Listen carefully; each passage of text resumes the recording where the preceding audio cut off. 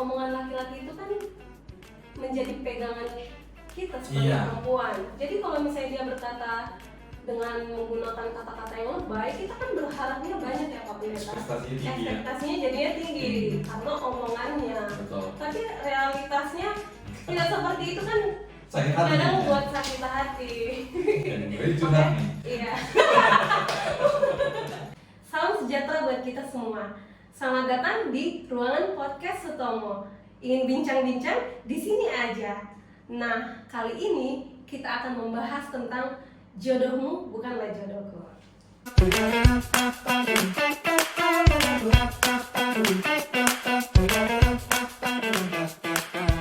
Halo Pak Pendeta, apa kabar? Baik, Yulisa, apa kabar juga? Puji Tuhan, kabar baik Pak Pendeta. Selamat datang di ruangan podcast Sutomo. Terima kasih atas undangannya.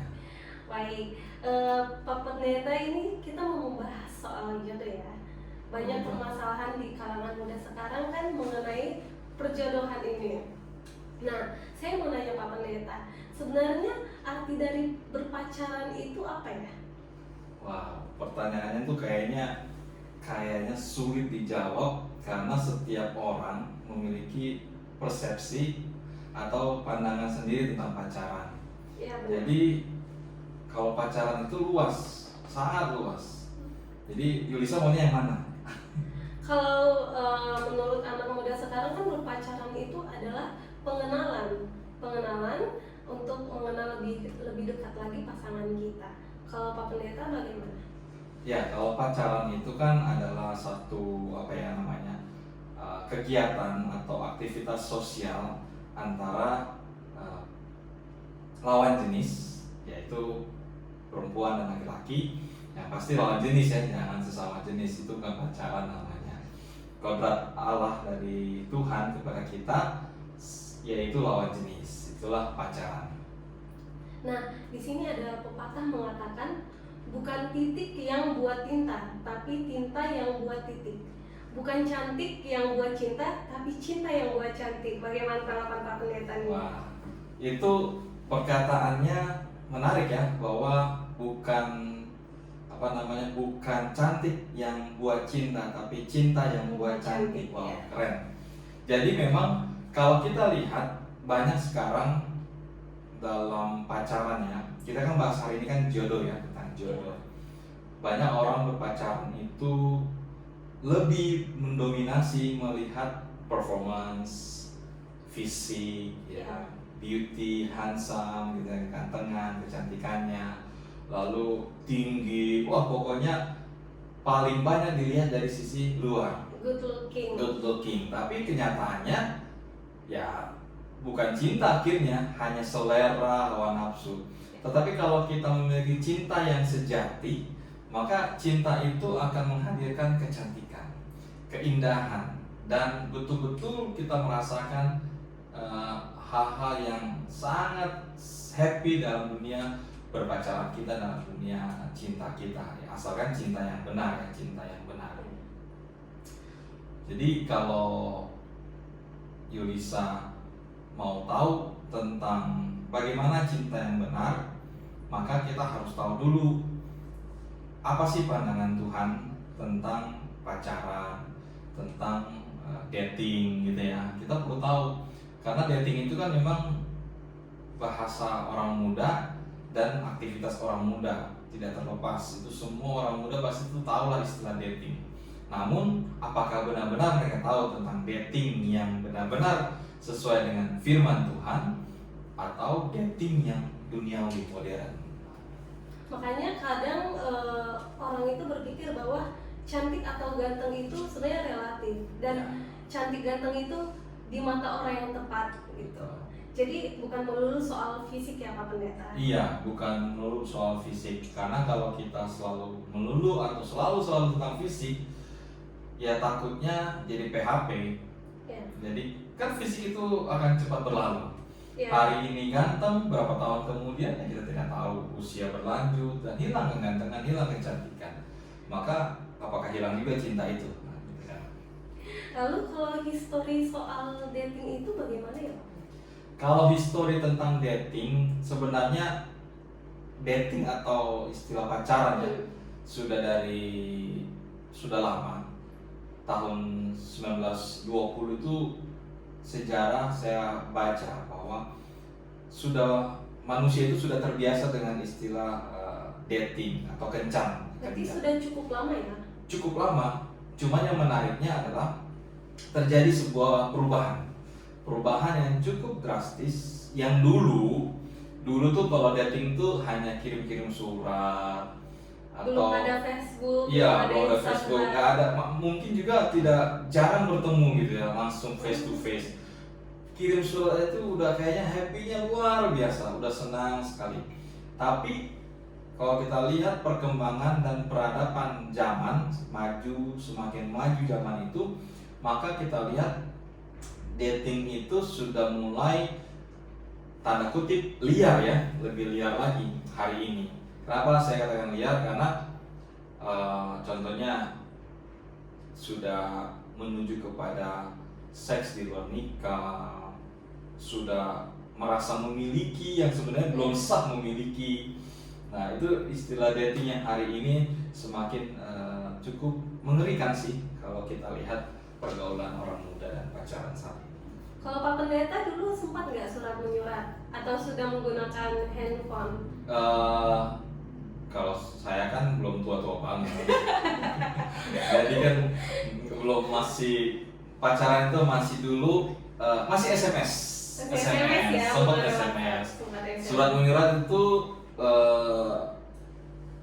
pernah, tapi surat email pernah, karena memang dulu kan WhatsApp itu belum ada, Yes. Facebook juga belum ada, yang ada Friendster. Iya, Friendster Friendster. pertama kali. Tapi juga itu saya nggak terlalu aktif. Tapi waktu itu saya masih pakai email pernah, karena sempat jarak jauh gitu. Lalu juga jadi curhat nih. Jadi curhat. Terus juga via SMS, WA waktu itu belum terlalu. Makanya saya lihat hari ini, wow, luar biasa, sangat cepat komunikasi itu, teknologi kemajuannya, sehingga kayaknya kurang cukup tuh kalau cuma WA harus ketemu gitu. Karena kan WA itu kayaknya udah basi. Tapi kalau bagi orang-orang tua yang dulu, chat atau email tuh udah seneng banget gitu. Tapi sekarang tuh kayaknya nggak cukup, harus datang, harus ketemu ya. Nah, itu perubahannya. Lalu berbicara soal kencan nih. Kalau kencan zaman modern ini kan pasti kita bertemu seperti yang Pak Pendeta bilang kan.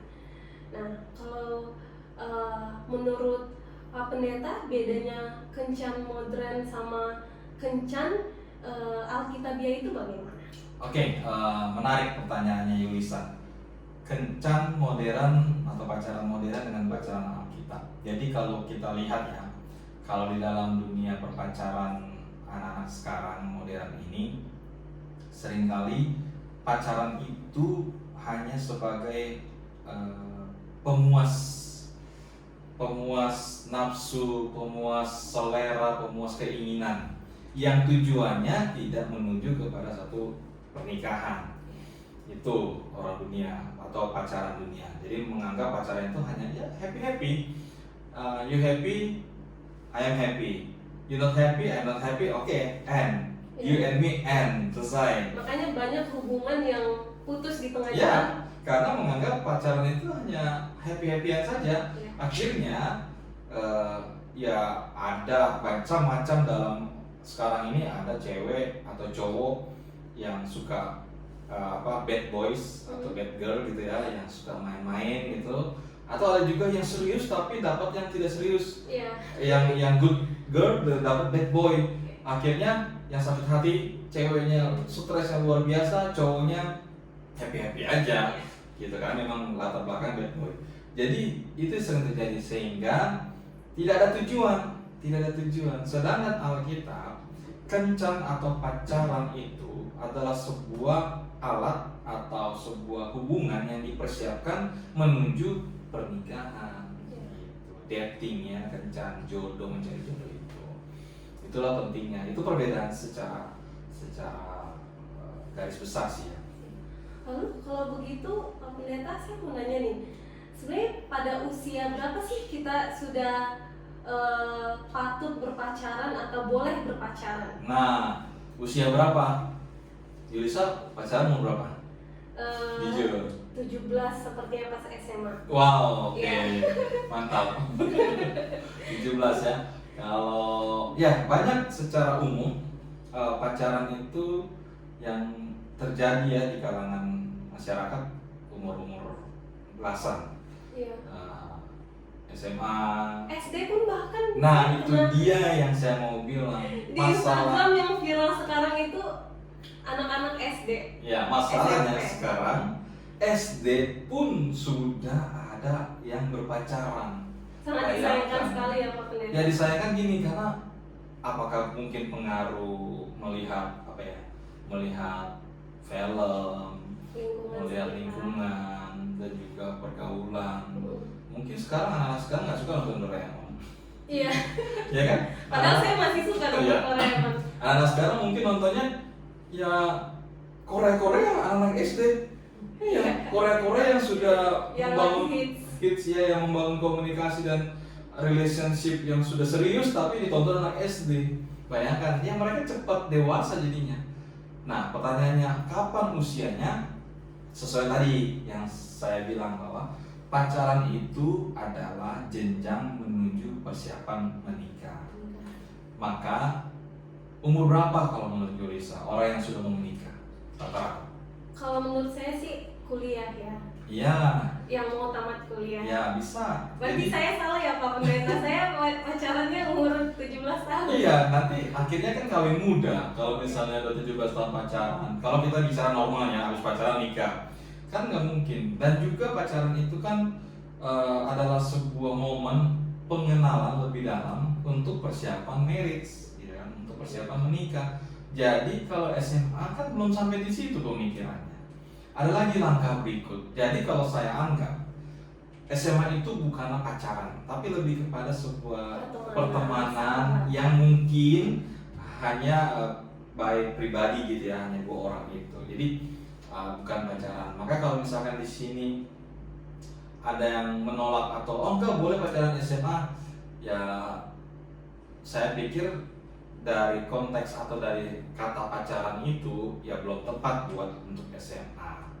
Memang sih umur-umur remaja itu umur-umur apa namanya puberitas ya, yang tinggi, pengen disayangi, dikasihi, egonya tinggi kalau wanita, kalau pria juga pengen ada cewek yang care juga kepada laki-laki. Tapi perlu dipahami, intinya gini, melalui acara ini kita perlu tahu bahwa konteks pacaran adalah persiapan untuk menikah. Maka usia yang sudah siap lah, usia produktif, usia yang sudah memang matang, yang sudah menuju dewasa, yang siap untuk menjadi keluarga. Nah, itulah berpacaran seperti itu.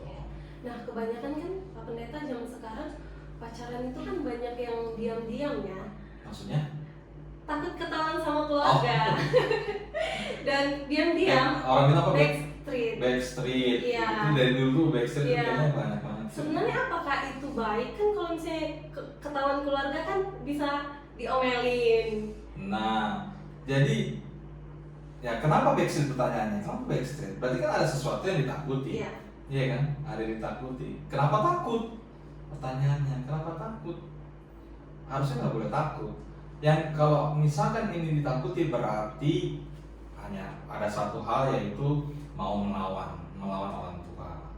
Jadi kalau dalam dunia pacaran kita, anak-anak muda open lah, terbuka sama orang tua. Apalagi yang mau siap menuju menjadi keluarga gitu ya, menuju pernikahan, ya harus terbuka dong sama keluarga. Jangan tiba-tiba udah mau menikah baru kasih tau orang tua, repot kan itu. Itu akan repot, jadi masalah akhirnya. Tapi sudah sejak ini diperkenalkan. Ini tanda kutip yang bagi yang sudah serius ya, serius. Tapi kalau misalkan masih SMA ya kenalin sama orang tua sebagai sahabat aja. Makanya seringkali kan orang tua bilang, siapa itu? Anak-anak pasti nggak berani bilang pacar. Anak SMA, ini teman gitu, teman. Oke. Coba ngomong pacar, pasti orang tua bilang langsung, lo pacaran nggak mau ya gitu. Walaupun saya juga agak miris lihat orang tua juga banyak yang setuju pacaran sudah sejak dini gitu. Tapi bagi saya adalah yang saya pahami bahwa untuk masa-masa SMA biarlah masa-masa persahabatan pertemanan, tapi ketika sudah selesai atau sudah siap bekerja, usia-usia produktif, maka masuklah dunia pacaran dan terbuka sama orang tua. Jadi jangan sembunyi-sembunyi deh, nggak enak deh pokoknya kalau sembunyi-sembunyi. Kecuali memang tujuannya ingin menikah ya Pak Pendeta. Ya. Setelah dia tamat SMA kan ada aja orang yang memutuskan untuk menikah. Ya, Jadi ada. mungkin sudah berpacaran sebelumnya. Bisa jadi memang ada yang sudah mau menikah segera gitu kan. Biasanya sih kayak gitu-gitu wanita ya. Iya. Kadang-kadang wanita sudah harus ada yang sudah direlakan lah sama orang tua Iya. untuk menikah, nggak usah kuliah lagi misalnya gitu ya. Ya itu pilihan sih. Makanya banyak di Indonesia ini kan, bukan di Indonesia, di kalangan gereja kita juga banyak yang masih muda sudah menikah gitu ya. Itu pilihan sih. Tetapi kalau kita bicara normal ya, normalnya ya seperti itu. Gitu.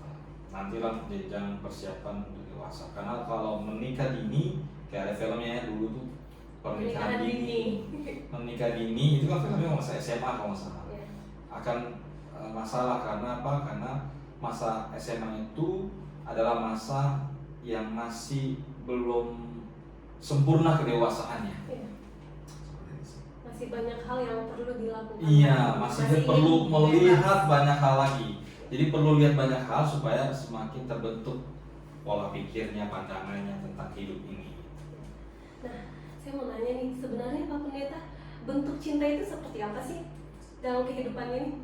Bentuk cinta. Iya. Ini bentuk cinta, maksudnya cinta dalam hubungan atau apa? Iya, dalam hubungan. Ya, bentuk cinta. Jadi kalau kita mencintai seseorang, maka kita akan berusaha untuk saling membentuk untuk hidup lebih kepada cinta kepada Tuhan. Cinta kepada Tuhan. Jadi jangan cinta itu dibangun dengan rasa egois, Iya. egois, kepentingan sendiri. Tapi bangun cinta itu dalam sebuah hubungan itu menuju kepada cinta kepada Tuhan, cinta kepada Tuhan. Jadi itulah kenapa kita penting untuk memiliki konsep itu, cinta kepada Tuhan. Jadi cinta kita ada korelasinya dengan cinta kepada Tuhan. Jadi segala sesuatunya dilakukan untuk kemuliaan Tuhan. betul. Kalau zaman sekarang ini berpacaran pasti banyak godaannya ya, Pak Pendeta. Salah satunya misalnya, kalau kami sebagai perempuan paling suka dipuji. Ya, benar? Yolisa suka dipuji. Saya pribadi suka dipuji. Oke. Dan itu membuat saya berbunga-bunga. Oh. Lalu sebenarnya apa sih yang Alkitab katakan tentang menggoda ini? Ya, bahasa lainnya flirting ya. Ya. Jadi seringkali menggoda, menggombal, gitu ya. Menggombal. Nah ini juga bahaya. Kadang-kadang banyak wanita, khususnya sih ya, memang benar, wanita itu sangat mudah sekali jatuh dengan buayan kata-kata yang manis, yang luar biasa.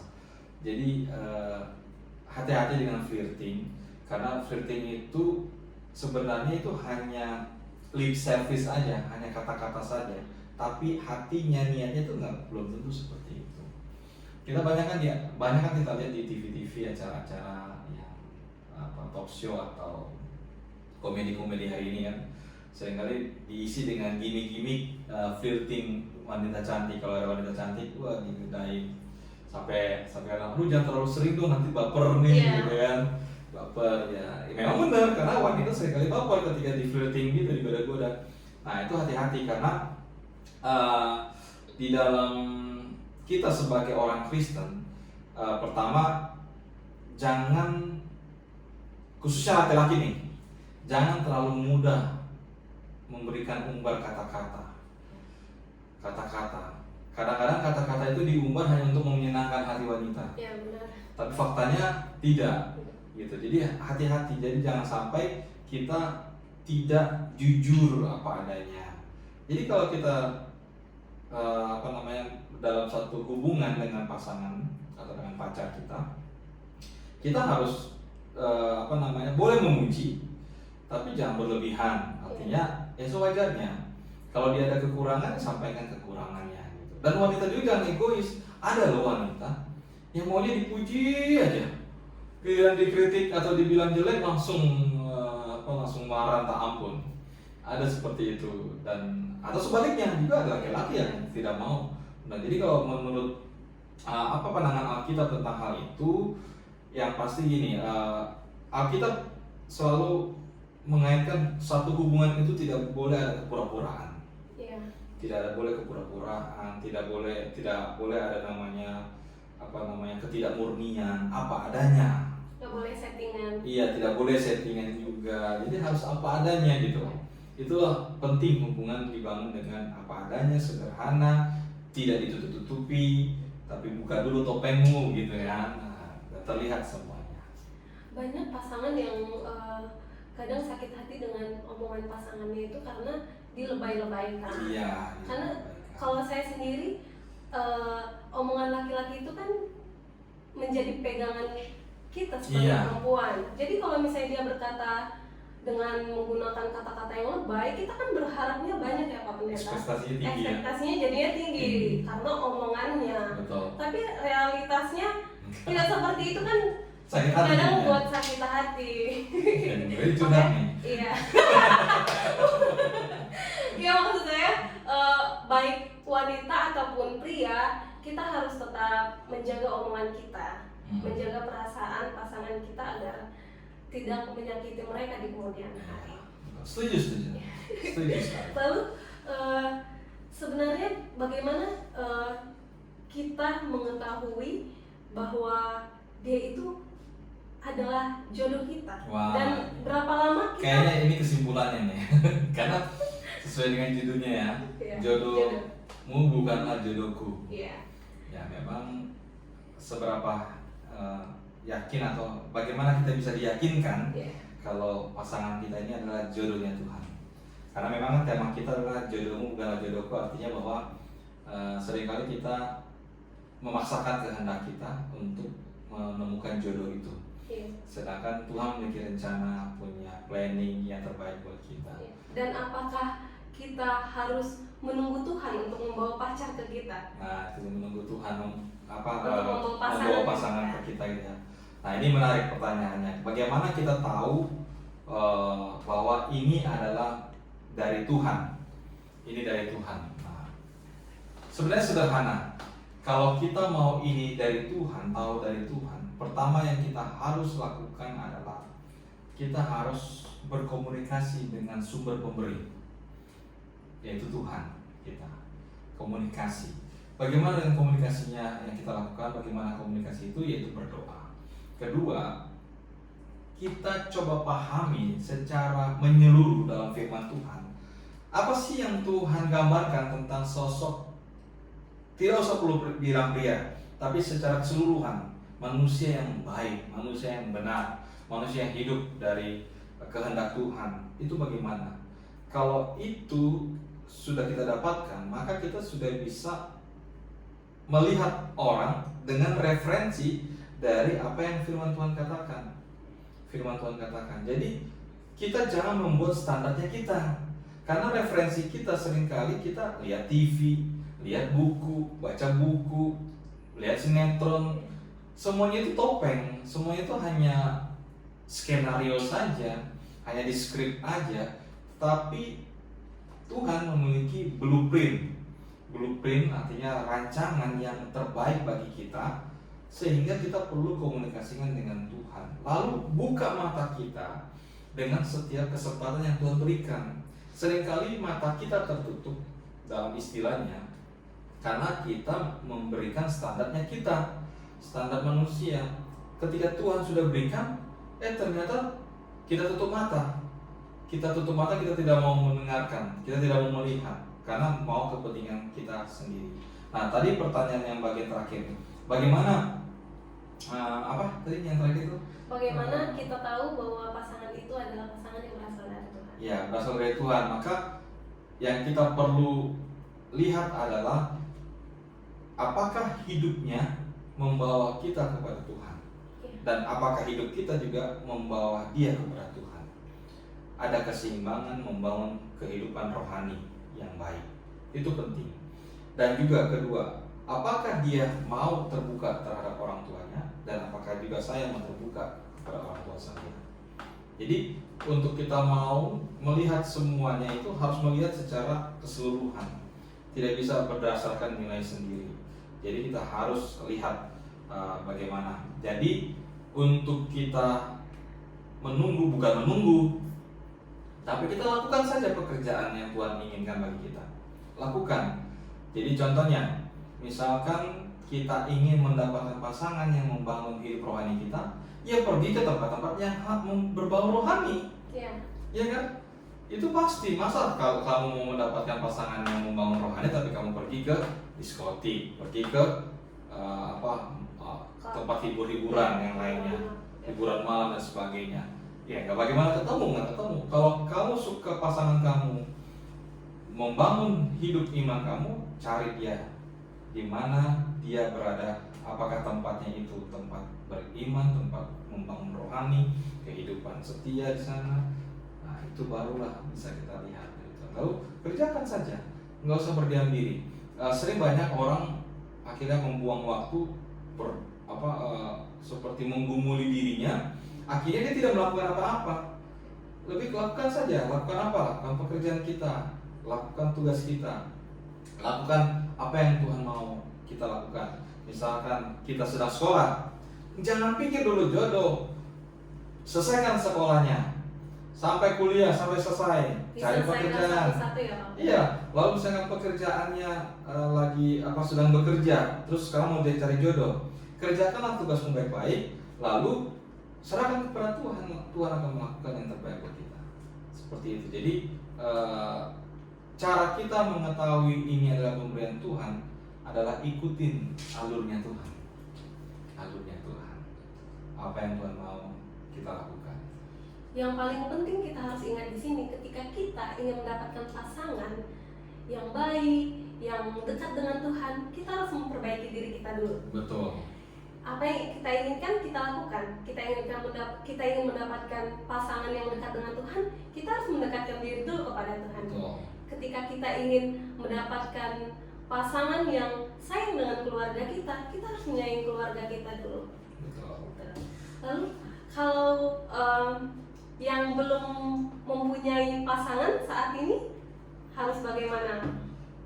Ya jangan stres karena nggak ada pasangan. Jadi enjoy aja ya. Enjoy aja. Lakukan yang terbaik. Lakukan yang terbaik. Kan di dalam kalau kita baca dalam Efesus 2 ayat 10 dikatakan bahwa Tuhan menciptakan kita di dalam Kristus untuk melakukan pekerjaan-pekerjaan yang baik yang telah dipersiapkan Allah.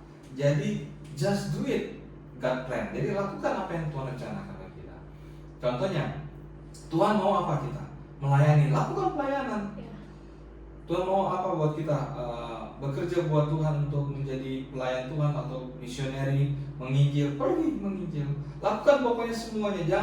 Jangan cuma pikiran kita, otaknya itu terbelenggu, terpenjara dengan nggak ada pasangan nih, nggak ada pasangan. Apalagi udah usia ya. Ini nih, secara psikologi memang ada orang yang sudah lanjut usia, kalau belum ada pasangan pasti ada beban dalam pikirannya. Namun terbawa stres gitu ya. Namun di sini saya mengatakan jangan terbebani hal itu. Ingat, Adam dalam kesendiriannya Tuhan sediakan. Mau tanya umur berapa Adam? Nggak usah ditanya umurnya. Tapi akhirnya umur berapa dia dapat pasangan? Nggak usah ditanya. Tapi yang penting adalah percaya kepada Tuhan. Percaya kepada Tuhan. Jangan meninggalkan Tuhan, jauh dari ladang Tuhan, dari pekerjaan Tuhan, sehingga kita tenggelam karena frustasi tidak mendapatkan jodoh. Ingat, jodohku bukanlah jodohmu. Jadi Tuhan punya rencana, Tuhan memiliki maksud memiliki pilihan yang terbaik buat kita, serahkan sama Dia. Jadi kita harus percaya akan kuasanya dan pertolongannya, karena Dia akan berbuat melakukan yang terbaik buat kita. Itu pasti, saya yakin. Tinggal kita mau berserah dan lakukan yang terbaik buat Tuhan. Berdoa, berusaha, dan percaya Ya. kepada Tuhan. Pasti kita akan mendapatkan yang terbaik yang datang dari Tuhan saja. Bukan dari pikiran kita, Iya. bukan dari keinginan diri kita sendiri. Tapi dari Tuhan saja. Amin. Oke. Terima kasih kepada Pak Pendeta. Saya sudah mengetahui bagaimana saya harus mendapatkan pasangan yang baik di mata Tuhan, dan juga saya sudah mengerti konsep dari arti jodohmu bukanlah jodohku. Jadi kita nggak bisa mendapatkan jodoh dari pemikiran kita sendiri, tapi kita harus menyerahkan semuanya ke dalam tangan pengasihan Tuhan. Wah, terima kasih banyak ya Pak Pendeta atas waktunya. Sama-sama Yulisa, terima kasih juga Sampai atas ketemu kesempatannya. lagi. Oke, Tuhan sampai jumpa. memberkati. Amin. Nah, gimana? Seru kan pembahasannya?